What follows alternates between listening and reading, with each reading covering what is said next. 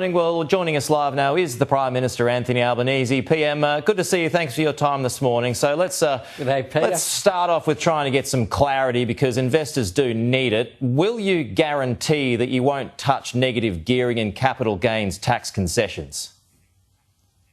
Well, we have no plans to touch or change negative gearing. What we're concerned about is supply of housing, and I'm not convinced it'll make any difference that's positive when it comes to supply. That's why we actually have our $32 billion Homes for Australia plan.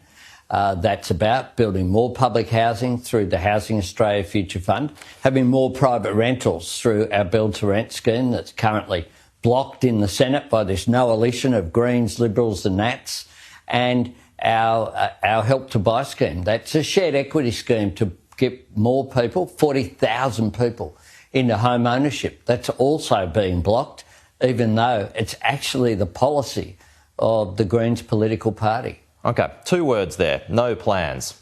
Problem is you've said this before and then changed course. Might you do it again? No, Pete, what we did with our income tax changes was to deliver a tax cut for every Australian. Yeah, but you lied doing it. You lied. You were deceptive doing that. Guess what, Pete? Well, if I did, so did Peter Dutton, because they voted for it. OK, so they voted for it. But might you be lying again they voted on this? For it. No, and I don't accept the premise of your question, Peter. What happened very clearly was that there was a massive change in circumstances, and we had a cost of living crisis that hopefully you've noticed, and we needed to deal with that by putting that downward pressure on inflation whilst we delivered support for people. So we changed the policy. We made it clear why we changed the policy. The opposition said that they would oppose it, that they'd reverse it, and then they said we should have an election on it, and then they voted for it. But when it comes to negative gearing and capital gains, Parliament voted for it. If we go to the current issue of negative gearing capital gains tax, might you change course? Well, it's not a current issue. Even though it certainly is. No, it's on the front pages of every paper at the moment. When you say there are no plans to change that doesn't mean it's real. That doesn't mean it's real. But when you say there are no plans to change capital gains tax or negative gearing, could those plans change? Well, if you ask the same question, Peter, you get the same answer. Well, I'm not getting a response to it. So can I ask again, could those plans change? Yes, you are. Yes, you are. You're not listening, Peter. You've already asked it, and I've already answered it. Yeah, but I'm asking. You said no plans, but could plans change? Well, Peter, if you want to keep interrupting me, then this won't be. we won't get anywhere. I have said why I have a problem with changing, which is that it's about supply, and the problem is that all of the analysis shows that a change to negative gearing will not assist supply, and my government is focused on more supply of housing, more public housing, more private rentals, more home ownership. That's the key to dealing with the housing issues that we inherited after a decade of inaction when it came to housing. I mean, the former government didn't even bother to have a housing minister for some of the time that they were there.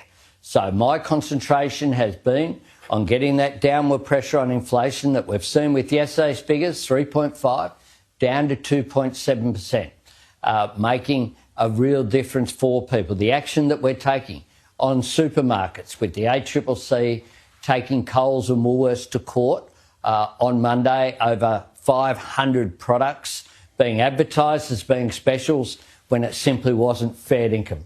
When the allegation is they were essentially just having a lend to people, increasing prices, then decreasing them by less and pretending they were on special. That has been my concentration and the concentration of my government. I know you're celebrating those figures yesterday, but why is Michelle Bullock gaslighting you by saying those inflation numbers don't mean anything? Well, she hasn't. I noticed that what you're doing there is quoting Michelle Bullock before these figures came out. But she knew those figures were coming because she said she wasn't going to be distorted by short-term drops. No. She wanted something more consistent. Well, we have seen consistency. And when it comes to the figures yesterday, excluding volatile was down from 3.7 to 3, trimmed mean down from 3.8 to 3.4, and the headline inflation rate down from 3.5 to 2.7. Inflation has halved since we came to office and is down from by a third, 2/3 down from where it peaked. That makes an enormous difference to people, and that's because it hasn't happened by accident. That's a result of responsible economic management, the production of not one but two budget surpluses, cheaper childcare, fee-free TAFE, the energy bill relief that we've put in place at the same time as, of course, we've assisted families who were doing it tough by increasing wages that have increased and giving them a tax cut, more dollars in their pockets in order to take some of that pressure off that we understand is very real out there. There's more to do, but it is heading in the right direction. On energy bill relief, that drop yesterday is in part thanks to those subsidies. Will you extend those energy subsidies beyond this financial year? Well, look, they're in place now, Peter. We made interventions into the energy. We made interventions into the energy market. We'll let you know what's in next year's budget next year, Peter, with respect to Sky News. That's what we'll do. But without them, there will be a surge in out-of-pocket costs next year when that government support ends, yes? Well, that's not right, Peter. There'll be a whole range of factors across a whole range of goods when it comes to the economic impact next year, the year after, the year after. But that's not right. When you say that's not right, you think bills will still go down if you take that relief out? What we've dealt with, Peter, no, you tried to extrapolate the entire figure of the national economy. Well, I'm just seeking clarity, Prime Minister. Energy bill relief. On energy bill relief, and in that is a massive extrapolation. What we have is a range of things in the economy, and we have intervened into the gas and coal market in unprecedented circumstances because we had to deal with the global pressures that were there. So we did that in partnership with state governments, including credit where credit's due. The Perrottet government supported that action as well. Here in New South Wales, it was opposed only by the federal coalition, and then we determined to give people extra relief. But you know how we could do that? Because of responsible economic management. We did that while still delivering a budget surplus by making sure that we banked improvements in revenue, by making sure that we made savings as well, that we valued every dollar, and we turned a $78 billion deficit into a $22 billion labour surplus. That's what good economic management looks like. And yes, energy bill relief has put downward pressure on inflation. Why has it done that? Because it was designed that way to help people, to help families. Those people watching this program this morning got that energy bill relief and will continue to get it.